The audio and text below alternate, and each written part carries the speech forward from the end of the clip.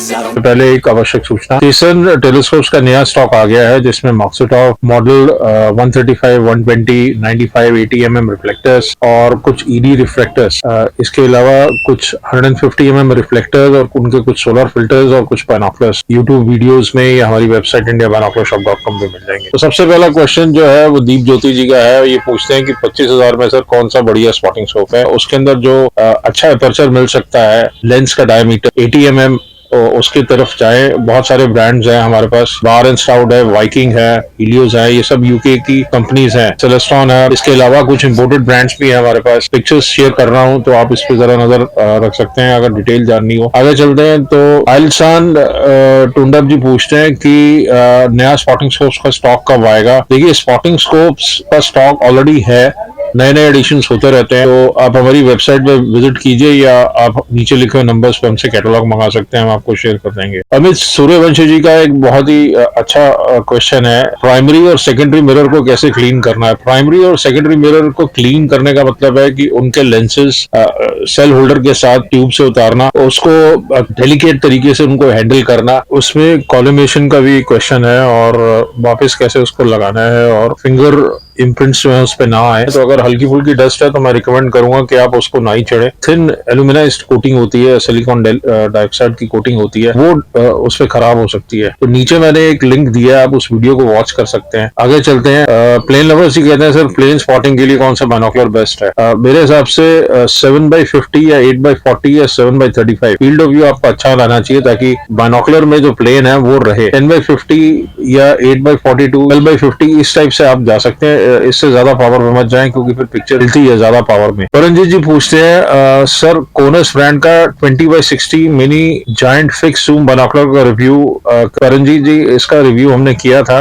20x60 एक अच्छा binocular है, स्पेशली अगर आपने स्टार गेजिंग करनी है डार्क स्काई से तो प्रेफरेबल है, या आप लॉन्ग रेंज डिस्टेंस देखना चाहते हैं, अगर आप हिल्स पे रहते हैं तो एक अच्छा बाइनोकुलर आप ले सकते हैं। हमारे पास ये अवेलेबल है रीजनेबल रेट। फ्रांसिस रॉड्रिग्स जी का क्वेश्चन है कि एक ऐसा बाइनोकुलर चाहिए जो दूर तक इसकी रेंज हो, और इनका बजट जो है वो 4 से 5,000 का है। बाइनोकुलर जो है उसमें वो रेंज स्पेसिफिक नहीं होते हैं, हाँ पावर स्पेसिफिक या अपर्चर स्पेसिफिक होते हैं। तो इसमें काफी कुछ डिपेंड करता है हमारे सराउंडिंग्स कितने क्लियर है और हम कहाँ रहते हैं। अगर हम डेंसली पॉपुलेटेड इलाकों में है जहाँ सामने बिल्डिंग्स हैं तो डेफिनेटली पीछे की चीज हमें दिखाई नहीं देगी और वहां पे एक अलग किस्म का हेज होता है जो पोल्यूशन की वजह से होता है या दूसरी वजहों से, तो हमें बहुत दूर का हमें दिखाई नहीं देगा। लेकिन अगर हम हिल्स पे हैं और धूप अच्छी निकली हुई है, पीछे की पहाड़ियां भी दिखाई देंगी। तो 4 से 5,000 में आप 1050 का या 8x42 या 7x35 या 8x40 इस टाइप से बाइनोकुलर ले सकते हैं। वो हैंड होल्डेबल होंगे, उतने पोर्टेबल होंगे। जितने बड़े अपर्चर के होंगे 1050 वो उतने थोड़े से हेवी हो जाते हैं।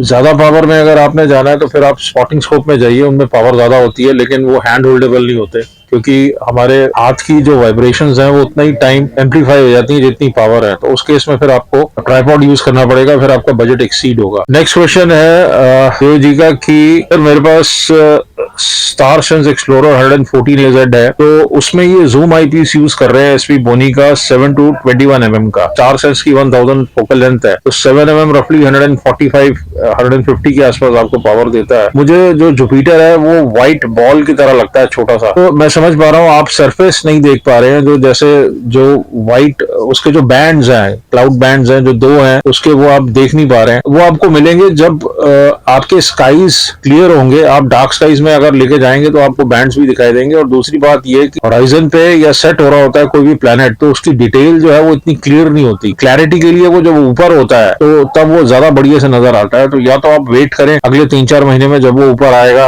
हमारे हेमिस्फीयर में 7-8 बजे, जैसा कि सैटर्न तो अब छुप ही गया है बिल्कुल, तो या तो आप वेट करें या फिर क्लियर डार्क स्काई से देखें। क्योंकि 114 mm है तो आप 225-250x तक जा सकते हैं। तो आप उसमें 5 mm या 4 mm का आईपीस एक बार यूज करके देखें, 4.5 mm का प्लानिटरी आईपीस अच्छी क्वालिटी का, 3 या 4 एलिमेंट ग्लास हो मिनिमम।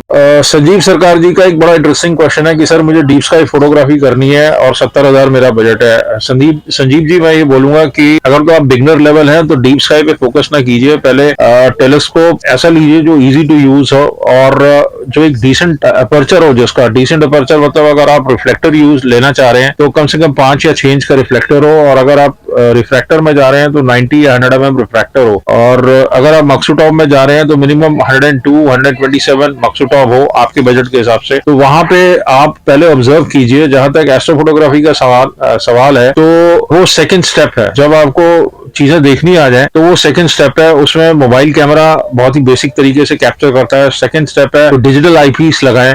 सीमॉस लेंस होता है जिसके अंदर, उसमें सेलेस्टॉन है, एसपी बोनी है, ये दूसरे ब्रांड्स हैं। उससे आप यूएसबी के थ्रू लाइव पिक्चर्स अपने लैपटॉप पे देख सकते हैं या मोबाइल पे देख सकते हैं, वो एक ऑप्शन है। और तीसरा फिर एसएलआर कैमरा की है। एसएलआर कैमरा के लिए आपको इक्वेटोरियल माउंट होना जरूरी है, और अगर वो इक्वेटोरियल में गो टू हो तो और अच्छी बात है, तो वो एक्सपेंसिव हो जाता है। तो अगर आपको एस्ट्रोफोटोग्राफी में ही इस वक्त ज्यादा ध्यान है और आप एक ऑलरेडी फोटोग्राफर है, एसएलआर कैमरा है आपके पास, तो आप 150 mm का रिफ्लेक्टर भी ले सकते हैं जो करीब 40,000 के आसपास आएगा। वहां से भी आप स्टार्ट कर सकते हैं, या फिर एपोक्रोमेटिक रिफ्रैक्टर लीजिए आप, क्योंकि उनके वाइड फील्ड ऑफ व्यूज होते हैं, कलर करेक्शन अच्छा रहता है, स्पेशली जब फील्ड फ्लैटनेस हो उनके साथ, और क्लैरिटी रेजोल्यूशन थोड़ा बेटर आता है एपोक्रोमेटिक रिफ्रैक्टर्स में। ईडी रिफ्रैक्टर्स की मैं बात कर रहा हूँ, तो आप उस पर जा सकते हैं। आगे नेक्स्ट क्वेश्चन है दीप ज्ञान पलित जी का कि सर मेरा 15,000 का बजट है और मेरे को सैटर्न, नेबुला और स्टार क्लस्टर्स के व्यूज लेने हैं, तो इसमें आप मीड का 114 जो थोड़ा सा ऊपर है,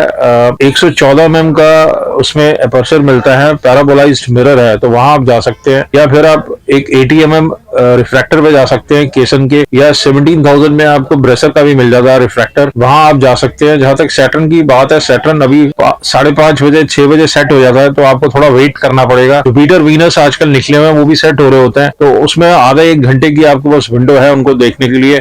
इसके अलावा अगर आपने नेबुला या स्टार क्लस्टर्स देखने हैं, तो कुछ ब्राइट स्टार क्लस्टर्स या नेबुला तो आपको आपके शहर से नजर आ जाएंगे, लेकिन अगर आप 30-40 किलोमीटर ट्रेवल करके डार्कर साइड्स पे जा सकते हैं तो आपको रिजल्ट्स बेटर मिलेंगे, और स्टार चार्ट्स आपको रेफर करने पड़ेंगे। रेडियो जी का क्वेश्चन है सर, मेरे पास 8 इंच डॉप्सोनियन है, तो सोलर फिल्टर की क्या कॉस्ट रहेगी? सोलर फिल्टर देखिए बहुत सी ब्रांडेड कंपनीज भी बनाती हैं और रिलेटिवली लेसर नोन ब्रांड्स भी हैं, तो उस पर डिपेंड करता है। मेरे हिसाब से मिनिमम 2-2-2.5 हजार के आसपास तो उसका सोलर फिल्टर आएगा। सीरीज ऑफ यू का क्वेश्चन है सर, आपके यहाँ टेलीस्कोप के लेंसेज मिलेंगे पावरफुल? मैं टेलीस्कोप बनाना चाहता हूँ घर में। तो देखिए सीरीज ऑफ यू जो लेंस है वो एक्सपेंसिव होते हैं, तो उसमें कॉन्केव और कॉन्वेक्स लेंस होता है, तभी वो एक्रोमैट बनता है। अगर आपको वो चाहिए तो वो कॉस्टली अफेयर हो जाएगा बनाना। ऑप्टिकल या ग्लास में जो डीलर्स हैं वो रखते हैं, लेकिन उनकी कोटिंग्स कैसी है, फोकल लेंथ क्या है, वो आपको देखना पड़ेगा। इजी वे आउट है कि आप बना बनाए लें। हाँ, आप रिफ्लेक्टर टेलीस्कोप पे अटेम्प्ट कर सकते हैं, उस पर काफी वीडियोस हैं,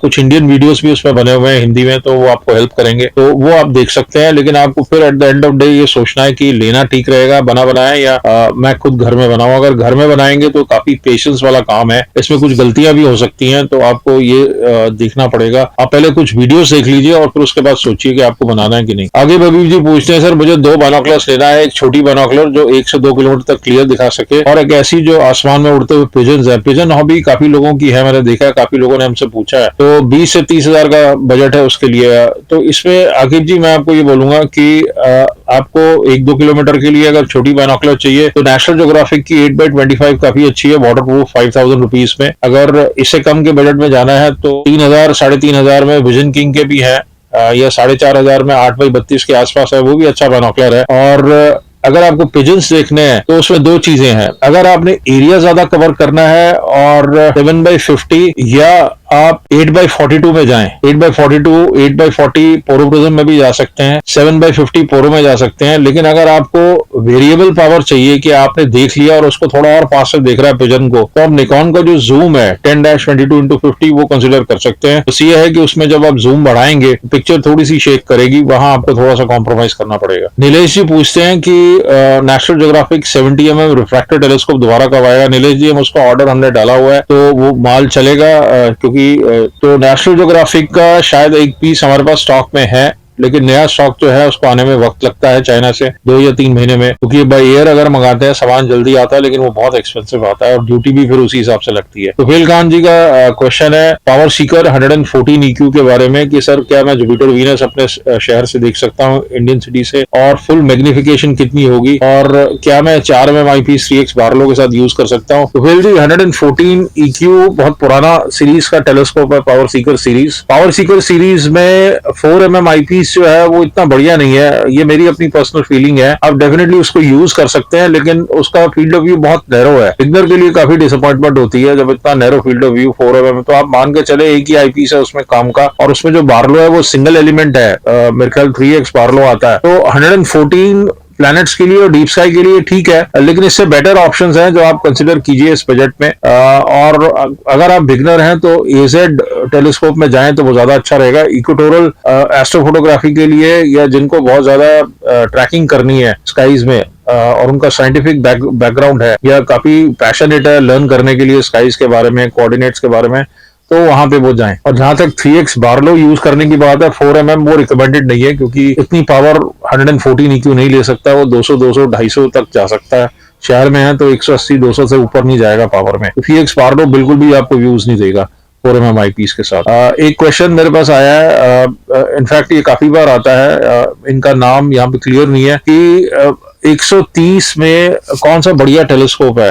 130 में काफी सारी कंपनीज बनाती हैं, जैसे सेलेस्ट्रॉन है, एस्ट्रोमास 130 हमें याद आता है। इसके अलावा सेलेस्ट्रॉन का स्टार सेंस 130 AZ है, जो AZ माउंट पे है, डीलक्स माउंट पे है और जिसका पैराबोलाइज मिरर है, क्योंकि एस्ट्रोमास 130 का स्फेरिकल मिरर है। इसके अलावा केसन का आता है 135mm में, AZ में, इक्वेटोरल में और डॉप्सोनियन में। तो इसकी फोकल लेंथ बेटर है सेलेस्ट्रॉन से, तो प्लैनेट्स पे वो ज्यादा बेटर है। इनफैक्ट केसन का जो 135 आता है वो EQ4 माउंट पे आता है जो ज्यादा स्टर्डी है, और एज ए पैकेज दूसरी companies Barlow mobile phone adapter और मून फिल्टर देती हैं जो कि हमें सेलेस्ट्रॉन में नहीं मिलता है। जहां तक क्वालिटी की सवाल है तो क्वालिटी मोरलेस सेम है ऑप्टिक्स की, लेकिन क्योंकि केसन में या ब्रेसर में एक्सेसरीज ज्यादा है तो वो बेटर प्रोपोजिशन हो जाते हैं। योगेश जलान जी पूछते हैं कि वीडियोस तो सर बहुत सारी देखी हैं लेकिन काफी कंफ्यूज हो रहा हूं मैं, बाइनोकुलर कौन सा लेना चाहिए। तो योगेश जी आपको ये देखना आपका पर्पस क्या है और बजट क्या है, और जितने फीचर्स के ऊपर आप जाएंगे फिर उतने ज्यादा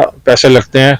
आपको डे यूज के लिए चाहिए, नाइट यूज के लिए चाहिए, या दोनों के लिए चाहिए, आपको बर्ड वॉचिंग करनी है, या आपको स्पोर्ट्स का मैच देखना है, या आपको जर्नल व्यूइंग करनी है। ऑर्डिनरली मैं आपको बोलूंगा कि आप 8x40, 8x42 या 10x50 या 10x42 इस टाइप के बाइनोकुलर्स में जाइए।